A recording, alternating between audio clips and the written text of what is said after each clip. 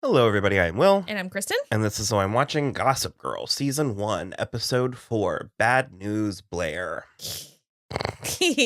I laughed when I saw the title. This show, oh my God.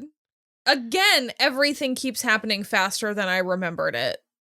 The difference is I remembered that things happen faster than I remembered Really? it. So I'm not surprised. Like, I was shocked when I saw Sebastian Stan. I was like, oh my God, it's Carter Bazin! So, what is that storyline?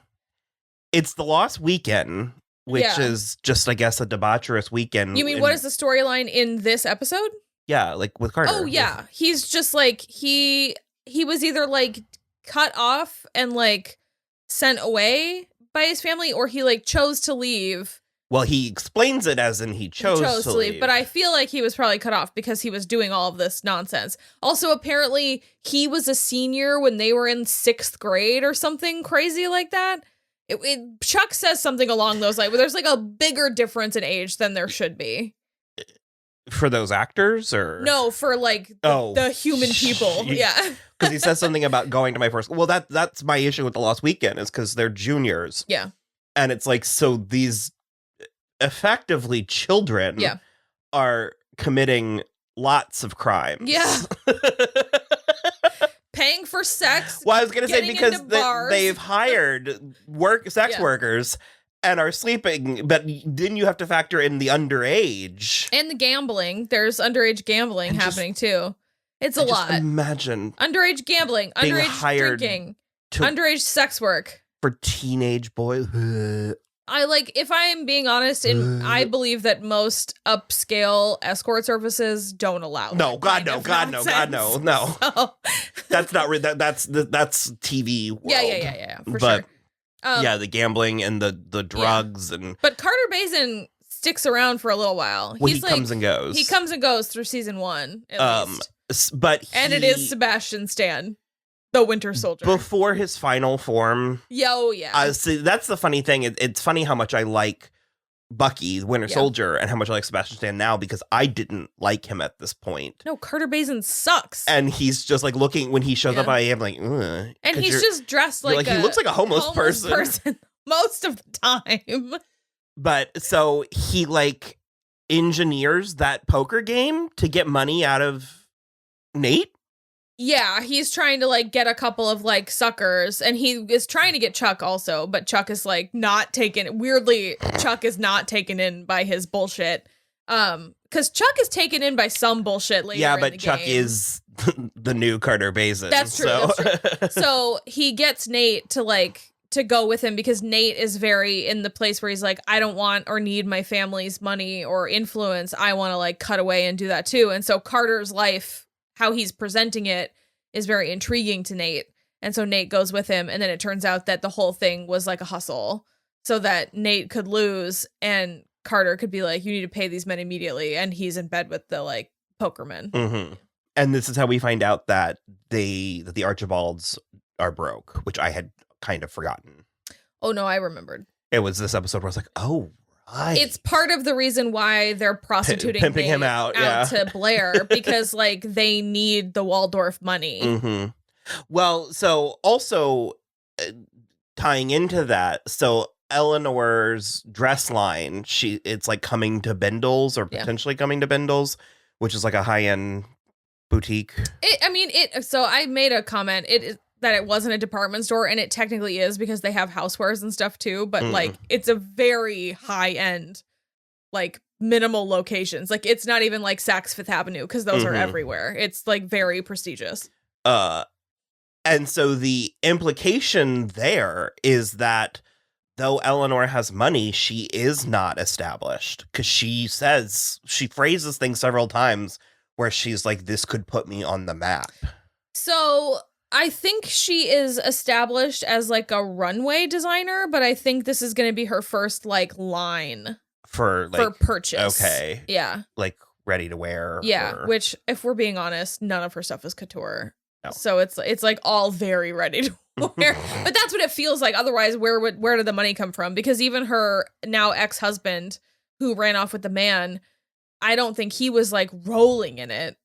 I mean, So he had to have been. he had to have been rolling in it to an extent, but I don't think all of her money is his. But so they come up with the idea to have Blair model the clothes, and I guess they do a fair enough job portraying this plot. Yeah.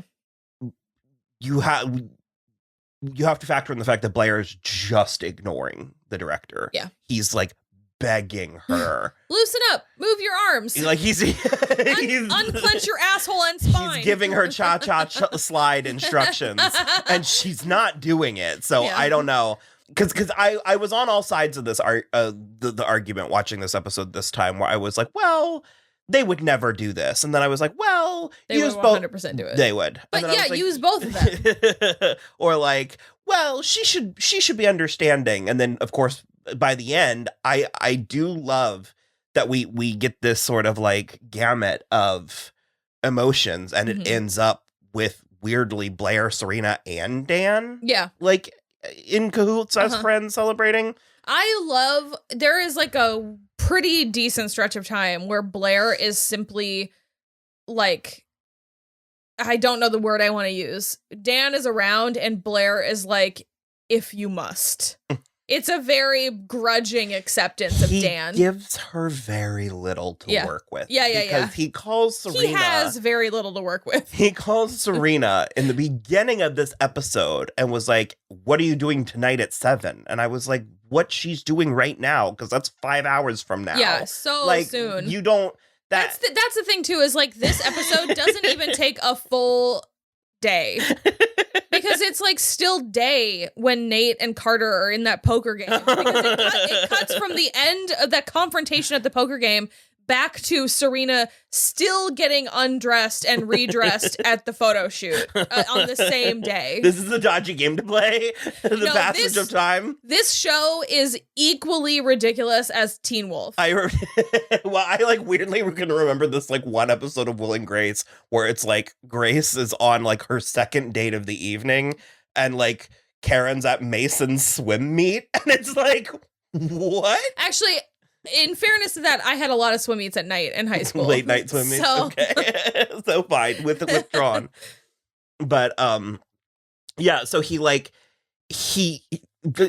patented. It's typical Dan. He like insists a date on Serena. Yeah. I mean, she's into it. Sure, but then it's like butthurt when she very reasonably is like, something came up. Yeah. I need to prioritize this. It's not like she just doesn't show up. No, she's like, I have to prioritize the rebuilding of my oldest and dearest friendship over this potential date with you. Mm-hmm. Like, can we? And I'm totally able to do it another time. And he just you do not get the privilege of dating a Serena. And being demanding, and like being like, so like, that's you are lucky enough to be along for the ride, and you go with it. So those are the moments where I do feel like Nate and Serena are the best matched, because Nate would just be so pleased to be in her orbit that he would allow anything. He is only there for the food. Yeah, and Serena would be like, let me have sex with you every now and then I'm gonna do my own shit the rest of the time. Because he's just like. But, like, Dan thinks for himself too much. And so proud of himself. Oh, my God. He goes, it's going to happen a lot, so buckle up. But it's like that thing Jacob Clifton said, where this is once Vanessa comes in. Yeah, oh, God. And she's talking about, like, how pretentious.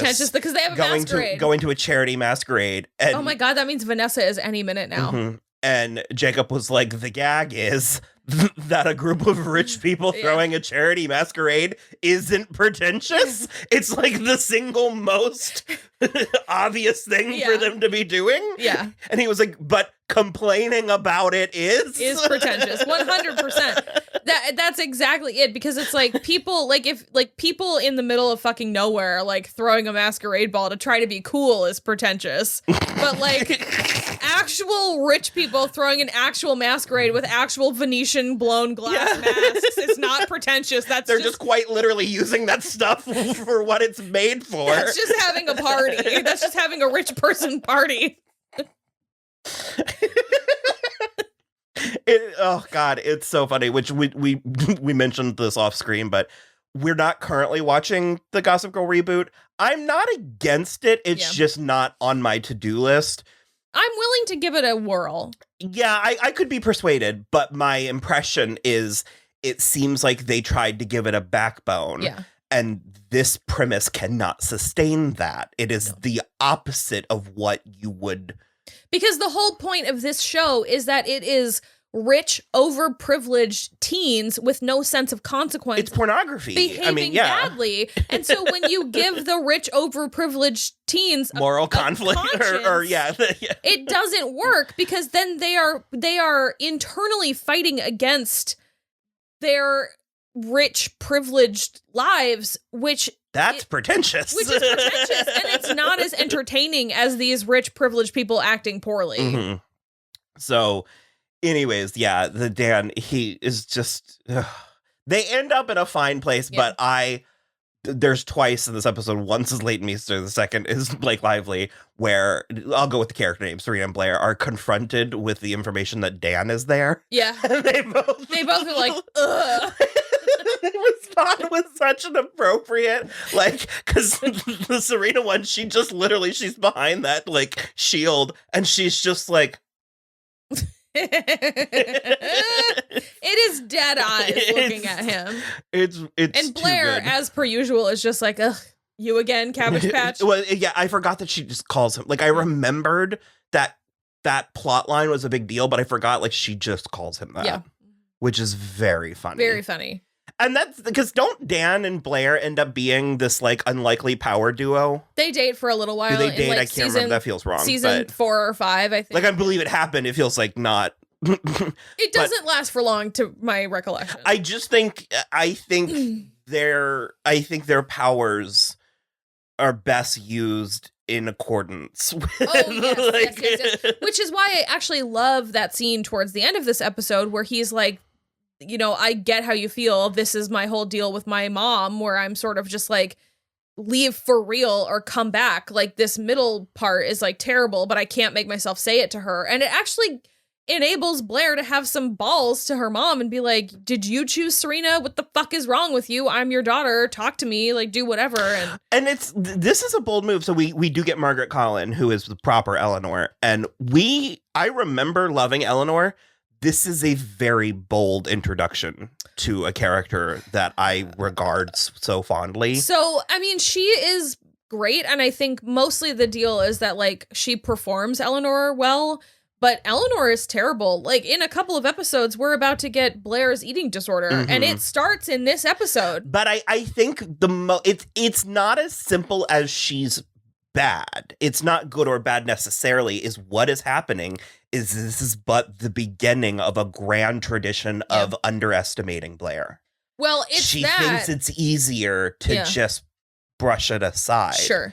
And it's you are compounding interest daily. Oh, yeah. Emotional. So it is that, but it also is, again, the grand tradition of, raising these women, these girls and women in a certain way to, be prepared for their future. Where, Eleanor is don't eat that croissant. And the implication behind it is because you'll get fat and a man won't want you. Mm-hmm. And that's kind of the thing where it's in my mind, I think Eleanor is my husband left me for a man because I didn't keep it tight enough kind of a thing. But that's so damaging going forward. But it's if the issue here was that this is a bad business decision, she could apply to Blair's bountiful business acumen. Sure. And sense of reason. And she doesn't, she just completely undercuts it and is I'm not even going to bother attempting. Well, yeah, she tells a lie. Because she won't get it. Yeah. And it's she's not stupid. Stop treating her like she is. It's the same with the food that you don't eat that. She tells a lie and then she hires Serena in secret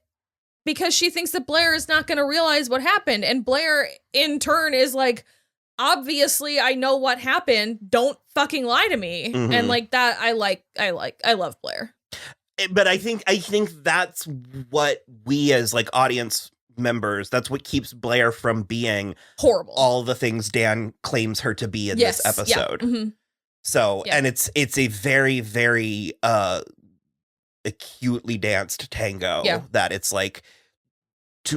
the fact that this show can make, because the takeaway of everyone, people who don't watch the show think the takeaway is Serena, and people who watch the show know the takeaway is Blair. Yeah.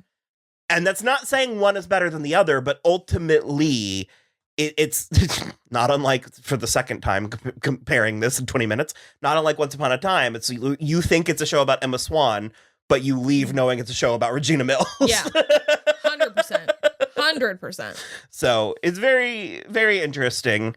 Is there... Lily, like, through a third party, buys a painting from Rufus, which his ex-wife... Fifth unlikely meeting, his crossing wife, of paths between... Painted. And so it's like, that's very, like, a whole thing. And Lily is like, your wife despises me. She would hate to know that this is, like, hanging in my house. So, like, I'm going to return it. And which, quite rightly, I mean, Lily has the moral high ground in this scenario, except for I would have let Rufus keep the money. But just be like, I don't need the painting. Just, like, let her have the commission and you can get the painting to someone else. Because Lily doesn't need the money either. But it is a really good painting. She's not married to Bart yet. No, but she has 4 billionaire ex-husbands. Well, as we learned from the Archibalds, that's not always a guarantee. That's because the captain is a fucking idiot, and he's like insider trading or some shit. Oh, and Lily's previous 3 husbands were... She got her money and got out. Her money doesn't belong Lily to her has anymore. money. Lily's fine. She has money. And I think that Chicky Babe comes back. Bex, yeah, she dates Rufus for a while. Okay. Yeah. Sorry, Bex. Chicky Babe. So I think that's... Yeah, that is pretty much it. Yeah. For now? Yep. Kind of. We're like done for the night, but I'm kind of chomping to go to keep going. Well, we'll be back soon. So, okay. Right. Bye. I'll never tell. You know you love me. XOXO. Gossip Girl.